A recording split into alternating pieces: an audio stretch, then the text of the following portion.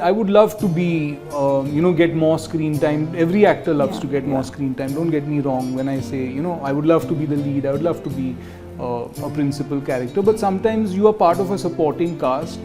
Because people are just so excited to see what is happening 10 years later in every character's life in Yeh Jawaani Hai Deewani. A lot of people still know me from that. Then of course seen other stuff from my work. But it did lead to many more opportunities. So I've always been grateful to that. Yeah. We do talk of people we're working with, some problems on set or no problems on set, or any, we do get feedback and we do get stories of who's working on what and what's happening in their lives. But it's like an update that any brother would give anyone or any sister-in-law would give anyone. So my brothers, I think they love me too much to criticize me.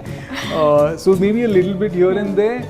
But I think they see me also through rose-tinted glasses, so it's very difficult to see anything wrong also. Well, they say it's very difficult to make your way in the film industry, but what's even more difficult is to stay relevant, and if someone has managed to do it flawlessly, then it has to be Kunaal Roy Kapur, who joins me today only on the Free Press Journal. Hi Kunaal, how have you been? Very well, thank you. Thanks for having me. You're most welcome. I genuinely feel that because we come across very few actors who have been there for a lot of time, and as today when I look at your work, or if someone tells me Kunal's doing this project, I would feel a sense of relief ki okay, if he's in it, he will do something that's unique and not repeating what he's done. And you have been relevant. How did you manage to do that? Because our industry is such ki आप 1 साल 2 साल नहीं दिखो तो लोग भूल जाते हैं, but you have been around for a very long time. I don't know. I guess I live in the city and I get opportunities from time to time. I mean, see there's no intent in that sense to stay relevant. It's just you make choices given the best intention of doing good work. That work ends up being relevant. That character ends up resonating with people. Sometimes it does, sometimes it doesn't. But if you do have one every so many years, you end up staying relevant. Yeah. And different people, different generations remember you for different things. Yeah. Like I have people who are my age who remember me from Delhi, from Just Mohabbat, for instance. And they're like, "Arey, but you were our age." I said, "I am your age, but we did it at the same time." So, and then there'll be people from different walks who just remember some film or some show, or maybe not all my work, but one, just one thing that I did. They might not even know my name, but they'll remember that, I really loved you, and that they don't know who I am, which is also great. I don't have any. So I think that if you can do characters where you feel like you can bring something to the character, something of your own personality, some life experience you've had, that you can bring to shade that character, sometimes that resonates with people and they see something in it that stays with them. So I guess just staying in the game and having decent opportunities come your way keeps you relevant. No, I also feel, correct me if I'm wrong, but I feel that there needs to be a sense of security to do the vast kind of roles that you do, because what I see is that firstly they're not repetitive. You bring something new to every character. Also, I don't think your logic behind doing a role is that am I the main hero, or am I shining in it and nobody else? I don't think you come from that school of thought. No, I don't. Having said that, I would love to be get more screen time. Every actor loves to get more screen time. Don't get me wrong when I say I would love to be the lead. I would love to be a principal character, but sometimes you are part of a supporting cast, and that's fine as well, as long as you know that you're bringing something interesting to that role, and that role has impact on the story. That role is making the story move forward. It's not just a role. So those are the basic filters that I put in place, that even if it's a character who's not one of the principal, he needs to be someone who moves the story along, who is consequential in the screenplay, and of course then might be funny, or might be whatever he may be. So it comes from a place of not worrying so much about once I do this, then I'll never be able to do a lead again. or once I do a supporting role, then I'll only be seen as a supporting actor. I think that you have to let go of some of those things and just enjoy the fact that sometimes these roles are actually nicer than that is so true, than the lead role, and sometimes these roles are the ones that get completely overlooked but are actually quite memorable. No, that is, your latest one, like when we met for Bandage Bandits, we had a discussion about the same thing, that even though there are so many wonderful, brilliant actors in one project, nobody is getting overshadowed thanks to the writers, the makers, and how the actors have performed it. Sure. So what is that one topmost thing that you look at when you select? Because I feel there's maybe, as you said, there's not been any thinking, but maybe subconsciously you have a thought behind it. I do like to see how he's impacting here. I mean, in my case, he is impacting the story or the other characters. I do like to see if there's something that I can work with. Like if it's not extremely funny on the page, then is there something I can do with it? Like while jamming with a director, jamming with a writer, can we work something that might work it in one way or the other? I do look at the director because the director is so important on a set, and if they have an understanding for comedy, or if it's a comic role, then to know that this is going to be funny, or how do I use this person. You just want people to use you well, that's basically it. And then of course the producer is also important, because you want the project to be seen in a certain way. So there are lots of factors, I guess, that go in to doing it. But and I have to say that I don't always make the right choice. Sometimes you make a choice that doesn't work out, and that's fine as well. And sometimes you push yourself as an actor to do a role that you might not be exactly right for, but you do it, and then sometimes it might work, sometimes it doesn't. So But every actor says this at one point in their career, that rejections have been like a big part, because you audition for like 10 things and you might end up getting one or not even one. How did you, firstly I want to know, how did you tackle it back when you started off? Because then you are so new, you are so raw, you don't know how to process your feelings at that time, and versus how do you tackle it today if some project doesn't work out?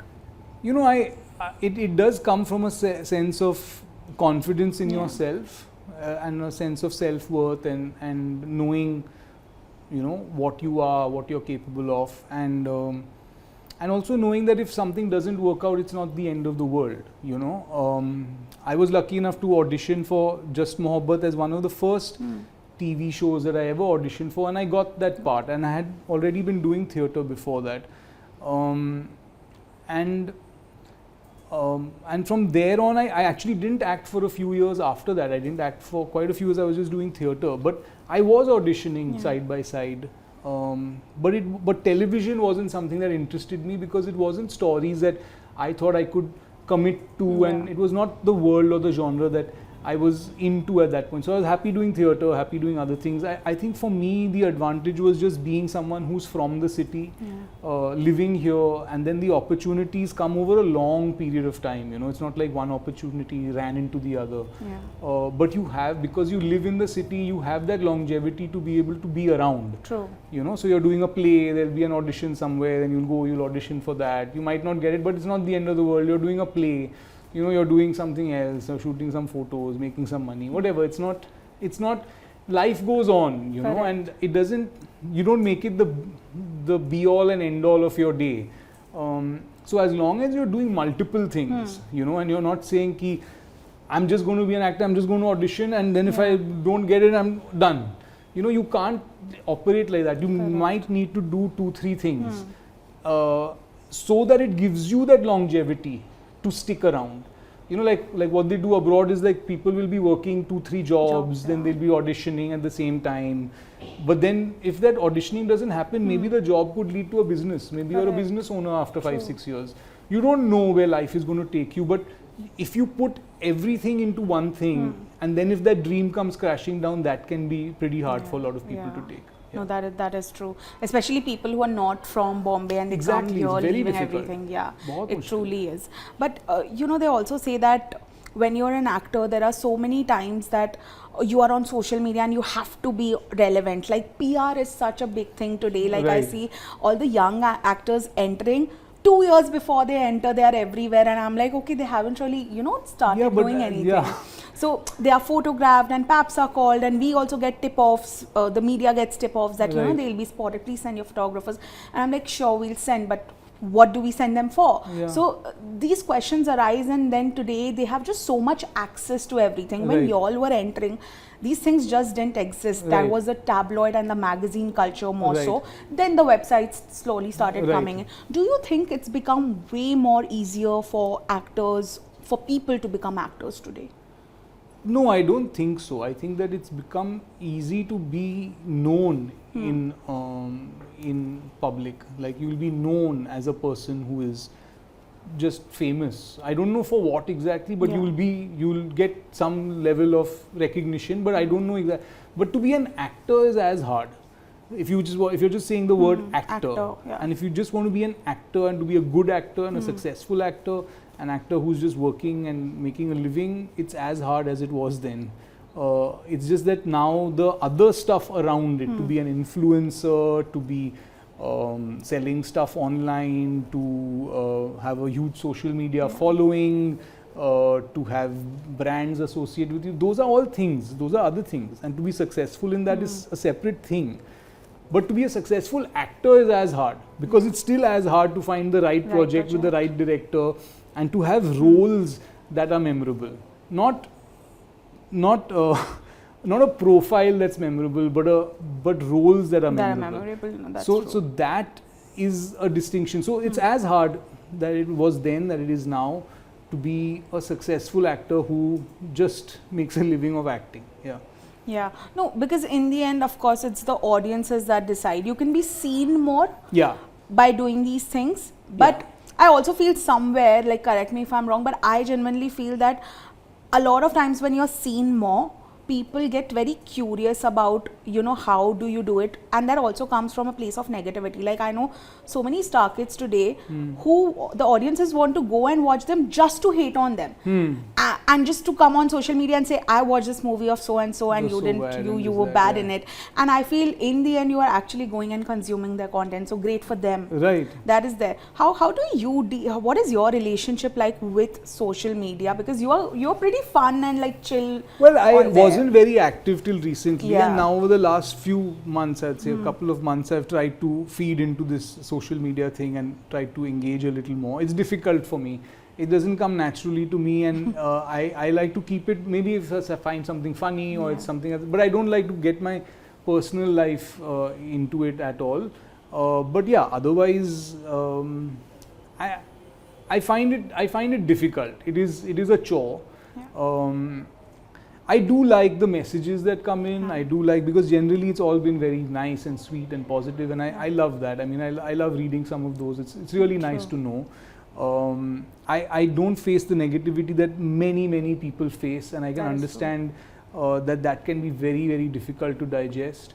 Sometimes you will have the odd comment here and there, but you know, by and large, it's been all very nice towards me, and I don't. So I mean that's good. But I can understand where people come from when they put their lives out there, and when people have preconceived notions, and then, you know, there's all this backlash for no reason, or there's just, as you said, you know, just hating on to be hated for no other reason. It's tough. But I guess some of this, so that's why the fame that comes easy is a double-edged sword. You know, it's not going. You're going to get it, but then you're also going to get the hate for just having it so easy sometimes. And it's not your fault that you have it easy. True, yeah. You know, you just have it easy. What are you supposed to do? Not be that person. I feel it happens in every industry. It's just very sad that the film industry gets picked and this word nepotism gets attached to it. I feel everybody, like if my father had a media company, I would love to join it. And if it was my interest, which it clearly is, Right. I would love to join it and take it ahead. Sure. So I feel every businessman does it, everybody does it, but the actors just, people are harsh. Yeah, I mean, see again, whether it's the right person for the job, whether it's the most qualified person for the job, those are debates that are valid. It's not invalid. People do get it easier, but yes, of course, people who have children are going to look after their children's interest first. That's only human nature. Whether it should be in an arts related industry, or whether it's okay to be in a political industry or a commercial industry, but suddenly it's not okay in the arts, I don't know. These are discussions, these are debates. Right or wrong is, whatever, we could get into it, but it's it is a thing, and it exists in every industry, that's for sure. But I think ultimately, whether you're in business or whether you are, or whether you've taken a shop of your family ahead, and if you ruin that business, you ruin that business. Yeah. If you might be a talented actor who hasn't had the right breaks but the right family, it's not going to go ahead. If you have a political family and you're a bad politician, you're not going to go ahead in politics. True, So you might have things on a platter, but it's also what you make of it.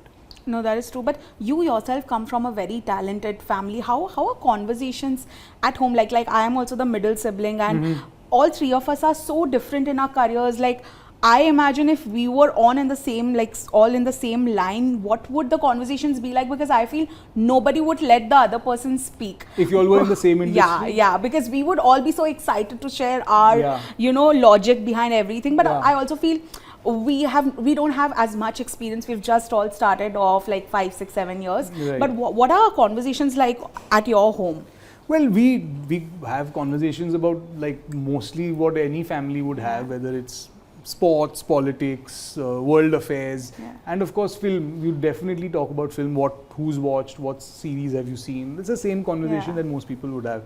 But industry wise, we do talk of people we're working with, some problems on set or no problems on set, or any, like, we do get feedback and we do get stories of who's working on what. And what's happening in their lives, but it's like an update that any brother would give anyone, or any sister-in-law would give anyone. So, but we don't get into, we don't have much gossip. I think we're damn boring that way. We're not we're not big gossip mongers. Little bit upar ka, but that is common knowledge kind of gossip, but no major gossip. No, because I saw this clip where Vidya Balan was saying that I sometimes love gossiping, but I don't indulge so much. So does that ever happen on dinner tables? Yeah, we don't actually, but as in dinner tables, everyone's just too busy stuffing their faces because we're also into food. But no, we do talk about the industry, but we do talk a lot about the stuff we've watched. So, and then we're responding to that, or giving recommendations and things like that. Yeah. Who's that one person you go to for honest advice about your work, like about your piece of project, your role? Like after it's out? Released, for like a feedback. I think maybe my wife, possibly. My wife would be the most honest with me. Person, I think my mother also, to some extent. My brothers, I think they love me too much to criticize me. So maybe a little bit here and there. But I think they see me also through rose-tinted glasses, so it's very difficult to see anything wrong also. Whereas I think I'd get a little more honest criticism from others maybe. But Kunaal, after being here in the film industry for so long, what interests you today? Like, if I ask you, what is that one thing? Because actors always say कि अभी, when we tell them that आपने तो काफी कुछ कर लिया, and they're like, नहीं, अभी तो हमें बहुत कुछ करना है. So what is that your thing कि आपको अभी और क्या क्या करना है आगे? I mean, there's so many genres that I haven't really tapped into, like serious dramas or crime thrillers, or like a straight romance or a murder mystery or a horror. I mean, there's so many things that, I'd love to be a part of all these different genres. And the thing is that those opportunities are there now, because it's not only film, it's the OTT stuff also that's happening. And people are doing such varied sort of genres. They're doing straight horrors as a full Yeah. series as well. So True. it's like, you know, it's interesting. It's Yeah. an interesting time. I have actually a very good recommendation for Okay. you. And so my friends and I joke that I'm like this little film researcher. I say कि इस movie में ये होना चाहिए and ये Okay. होना चाहिए, and they are just so shocked that how do you come up with these Right. things, and if these things actually happen, it would be great. I really would want to see a spin-off of your and Kalki's character from Yeh Jawaani Hai Deewani. Oh my God, And yeah. because have you seen those videos where they are calling Taran the green flag, and thank God Aditi didn't marry Avi Right. and didn't end up with Avi, because they are like you were the person for her because Right. she was so enthusiastic and you calmed her down and Right. you were just so good. And how today they have this green flag and non-toxic men. Well, what is the conflict then? What is the major conflict? The major conflict here is nothing. Actually, what would be great to see is that you guys come together and we do a film and we show what is going on 10 years later. And But there has to be some major problem in their Avi's life. Avi's Oh, coming. No, he's coming. Avi's coming, and in between, Kalki's like a little confused. But Yeah. then, you know, something happens. We won't disclose the ending right now. You all can decide what to We'll do. write that. it now. We're going to be writing it. But you know, because people are just so excited to see what is happening 10 years later Yeah. in every character's life in Yeh Jawaani Hai Deewani. It was actually such an iconic moment for all of us. Like, we were all teenagers when it Yeah, released, yeah. and even today when we talk about it, we have the same spark in our eyes, as you can see clearly. So how did that movie sort of change things for you? I'm sure you would have just, you know, been a part I've just of been it. a part. I was just a part of Yeah. it. I mean, work went into it, especially the choreography of the song and all of that. That was a little bit of work, but Yeah. but by and large, it was you know, just some good writing, a good crew made a film that really resonated with people and stuck in their hearts. I mean, what happened is that because of the scale of the movie and because it got so widely Yeah. watched, and more so than Delhi Belly, although Delhi Belly was more primary role, this was more a sort of supporting role. It gave me that exposure to that much more of an audience, and I think a lot of people still know me from that. Then of course seen other stuff from my work, but it did lead to many more opportunities. So that I've is always true. been grateful to that. Yeah. Should we expect like a sequel or something? No, I think everyone moved on. Yeah. But as you're saying that, you know, seeing people now in their late 30s, early 40s Yeah. would be interesting to see how life has changed True. and you know, and when other realities of life start hitting them, Correct. how that's changed their whole Yeah. perspective. I also feel that the people who are Gen Z today, like who were born after 2000s, they were really small. So today they watch it on Netflix and Yes, whatever, true. and they get very excited. Yeah, And yeah. I'm like, oh, you didn't watch it then. In the So, you know, we theatre, need yeah. more content like that. Yeah. So I hope there's like a spin-off or whatever happening. But Who knows? otherwise also, the kind of roles that you do, you continue doing that, and we continue chatting with you over interesting Thank conversations. you. So thank you so much for joining, Thank you. Kunaal. Thank you.